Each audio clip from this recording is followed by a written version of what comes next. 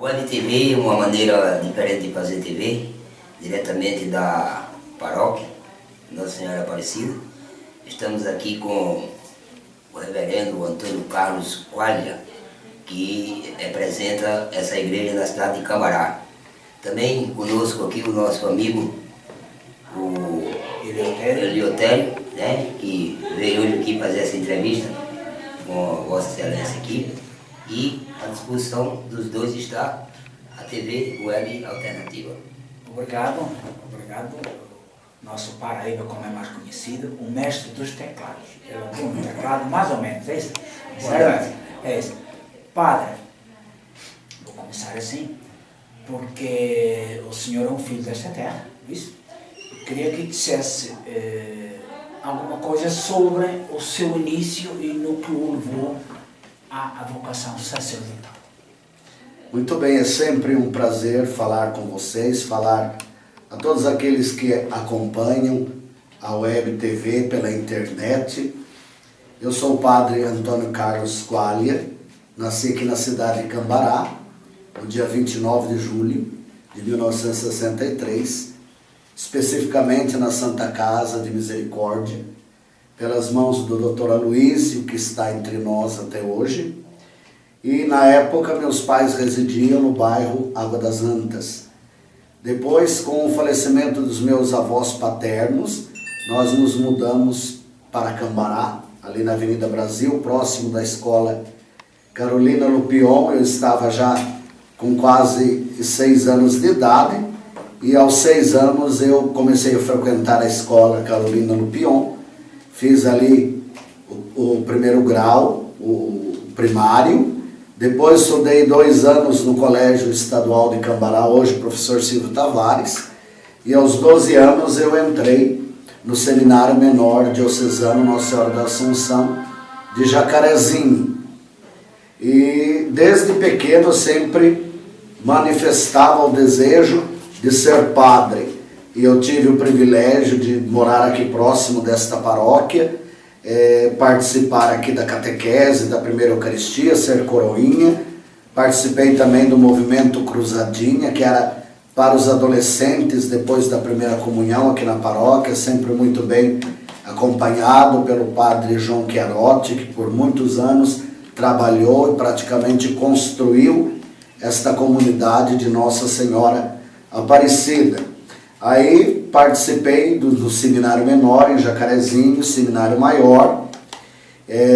Com 26 anos fui ordenado aqui em Cambará, na paróquia Nossa Senhora das Graças, presbítero. Tendo sido um ano antes, aqui na paróquia Nossa Senhora Aparecida, ordenado diácono. E no dia 8 de dezembro, então, me tornei sacerdote e fui nomeado vigário paroquial da Catedral de Jacarezinho.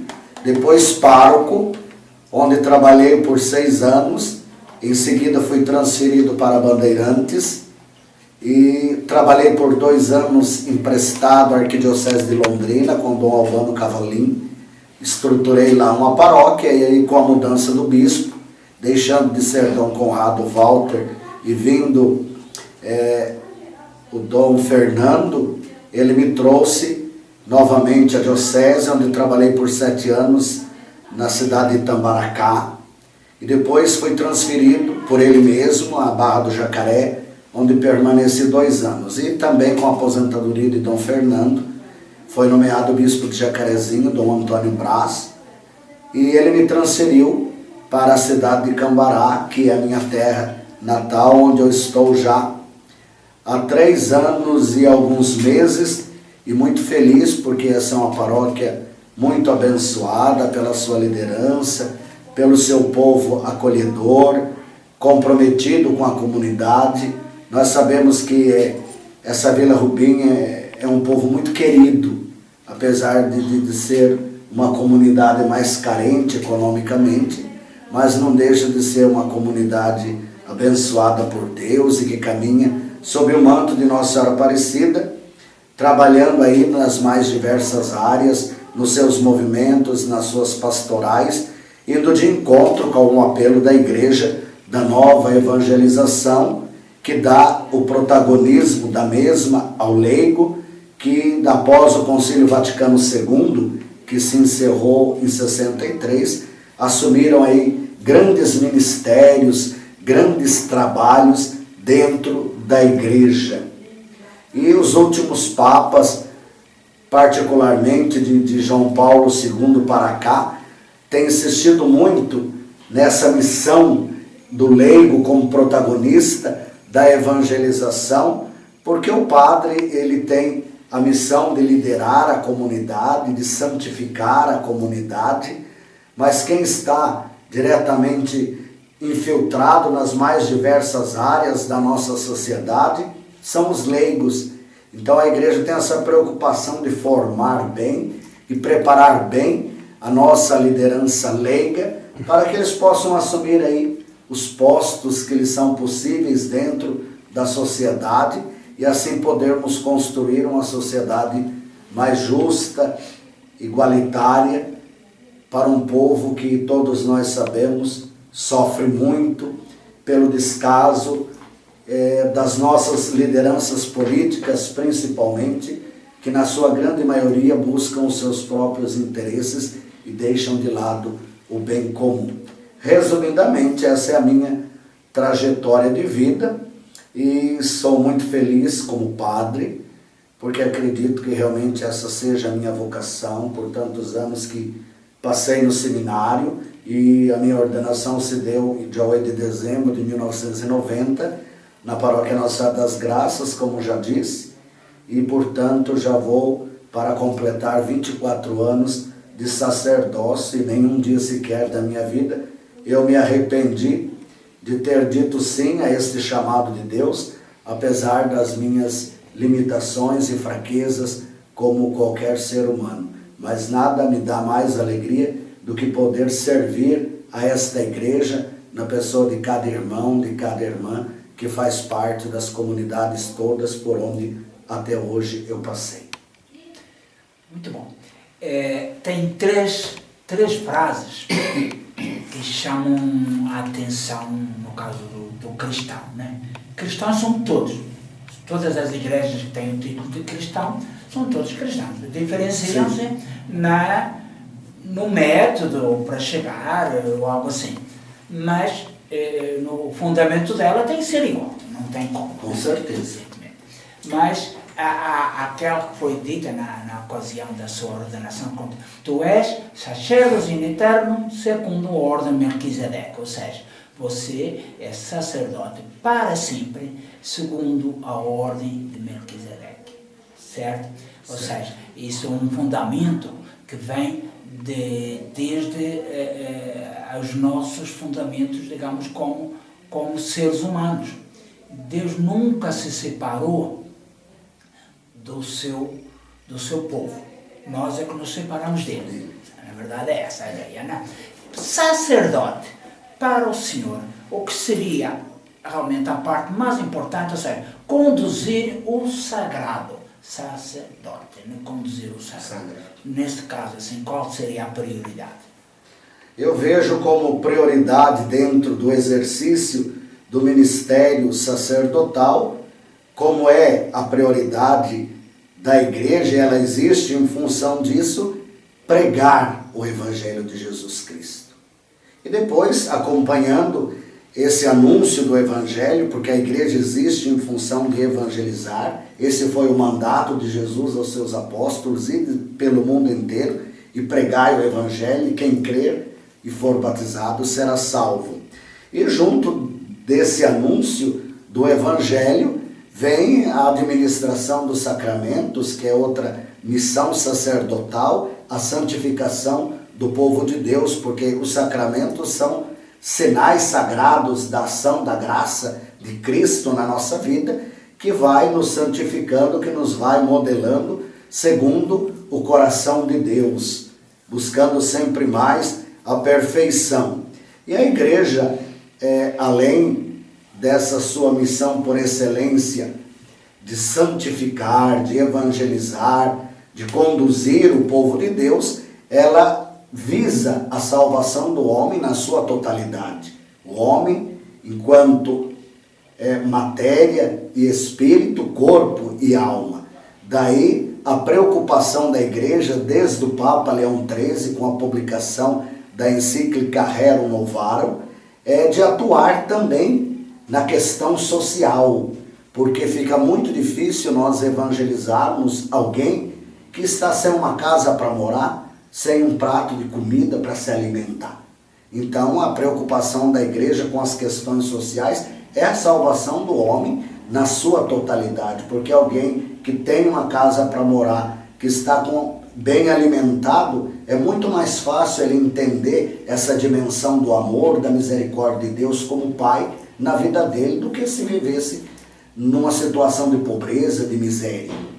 Então, a igreja deve sim se preocupar com as questões sociais para que aquele desejo profundo de Jesus para que todos tenham vida e tenham vida em abundância possa ser uma realidade entre nós. E por isso que a igreja tem as mais diversas pastorais, movimentos voltados também para esse lado social da vida, para ir de encontro com essas necessidades, não só como um instrumento de assistencialismo, muitas vezes esse assistencialismo no momento de emergência é de fundamental importância, porque senão aquele filho de Deus vai morrer de fome, mas, sobretudo, essa promoção da dignidade da vida do ser humano tão prezada por Deus.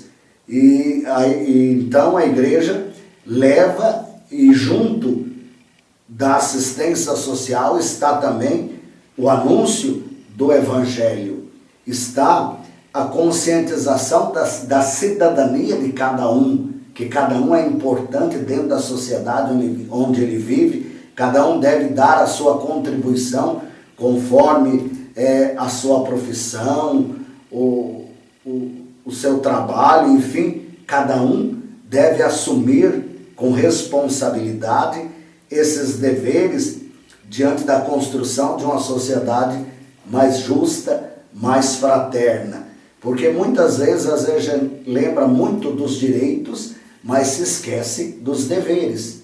E nós somos direitos e deveres. Para que exijamos os nossos direitos, é preciso que sejamos cumpridores de nossos deveres. Então a igreja faz todo esse trabalho de conscientização nas mais diversas áreas, através dos grupos de famílias, grupos de reflexão, movimentos como a pastoral familiar e tantos outros, para justamente levar o cristão, que significa aquele que segue a Cristo, e nós nos tornamos cristãos a partir do momento que recebemos o sacramento do batismo, para que esse homem, essa mulher, saibam reconhecer-se como imagem e semelhança de Deus, dotados da mais absoluta dignidade enquanto seres humanos, e que se estão aqui neste mundo é porque aqui possuem uma grande missão a cumprir e deverão fazê-la de uma maneira muito responsável, não visando só o nosso próprio bem-estar, mas visando o bem-estar de todos aqueles que nos cercam, da comunidade onde nós vivemos. 3 parábolas: o samaritano, o filho pródigo e o jovem rico. Se completam ou é de literatura aquilo ali? Não, se completam. Se completam, sim. O samaritano é realmente a grande doação do cristão. Do cristão. Ir ao encontro do sofrimento do outro e ajudá-lo em tudo aquilo que for possível. Pensar mais no outro do que em si. Filho pródigo. O filho pródigo é o exercício da misericórdia. Somos nós, né? Somos nós. Volta pra caramba, né? Nossa. E no entanto, Deus está de braços abertos para nos acolher, e às vezes a gente é tão indiferente ao sofrimento alheio, insensível à dor do próximo, quando Deus, que é o Ser Supremo, sofre com os nossos sofrimentos. Com certeza. Né? O jovem rico. O jovem rico. A sociedade moderna. A sociedade moderna extremamente apegada aos bens materiais, porque tem pessoas que vivem tão voltadas para o acúmulo das riquezas que acham que nunca vai morrer.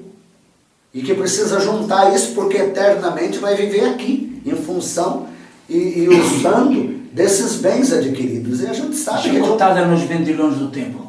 que de uma hora para outra a gente vai embora e não leva nada. Não tem jeito. E aquela chicotada nos vendilhões? Não usar da fé para explorar a fé. Tem muita gente. Muita gente que faz isso. Isso é um crime contra a dignidade do ser humano. A fé é a gratuidade do crer em um Deus que ama, que perdoa, que acolhe. E, infelizmente, essa fé se tornou comércio, exploração.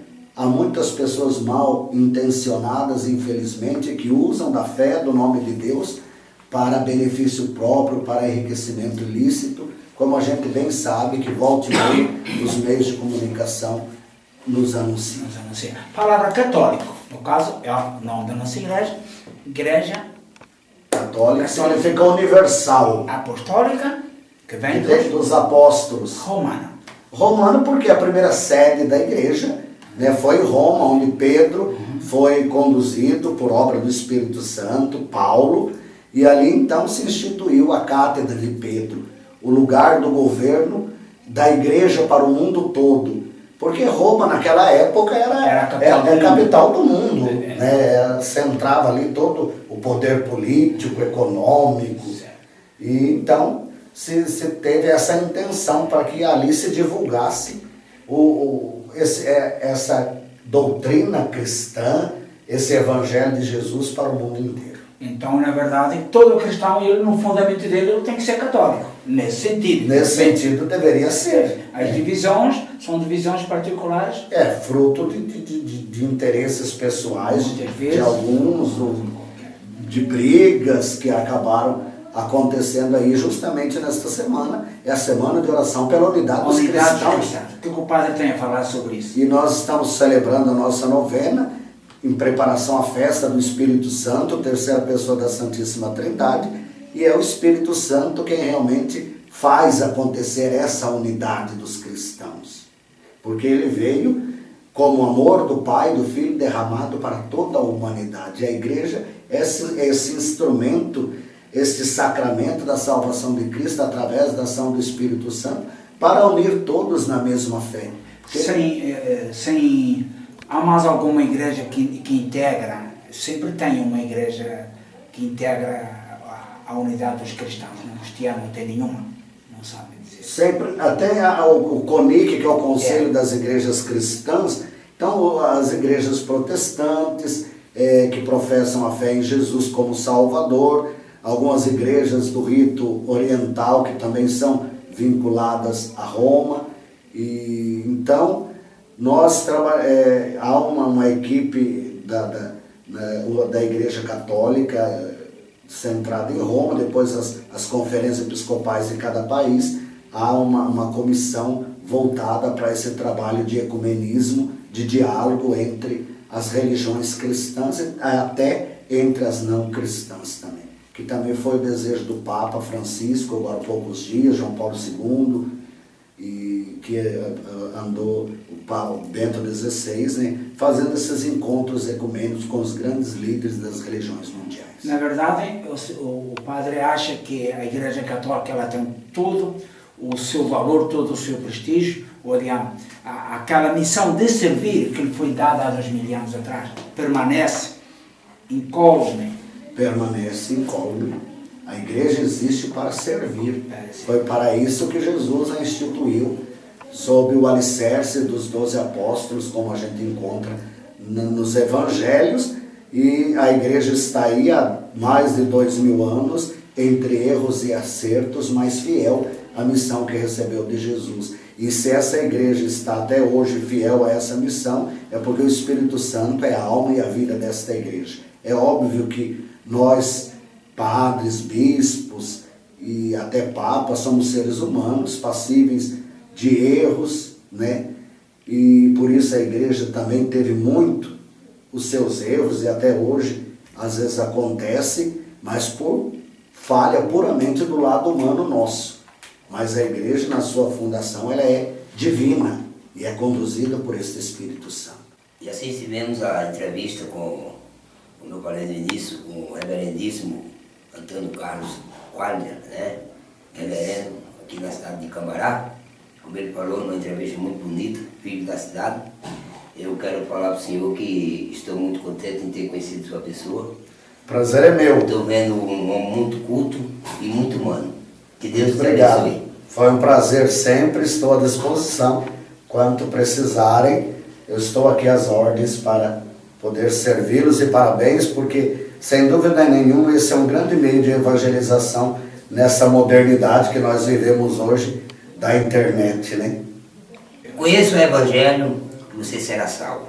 Isso através de um pastor, através de um padre bem conhecedor como esse aqui.